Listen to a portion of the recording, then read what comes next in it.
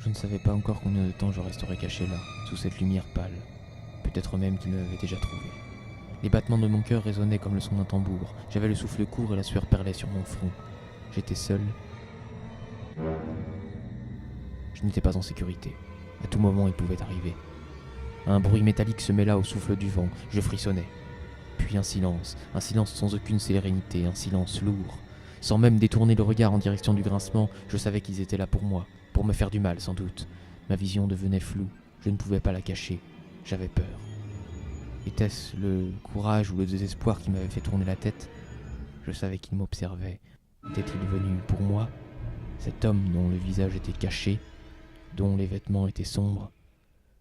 Seul un élément qui étreignait son cou capta mon attention. Il était d'un rouge vif, couleur du sang.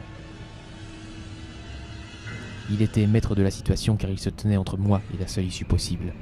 Il n'y avait plus d'échappatoire. J'étais pris au piège. J'avais l'impression de me noyer dans mes émotions et mon esprit ne pouvait s'empêcher d'imaginer des scènes plus funestes. Je m'étais retrouvé dans une spirale infernale et la sensation me donnait un tournis vertigineux. Le temps semblait ralentir pour s'arrêter. Il était bien là. Il serait bientôt à ma hauteur. Il fit un pas en avant, un pas qui paraissait mettre une éternité, puis un deuxième, puis un autre. Il avait choisi de prendre son temps.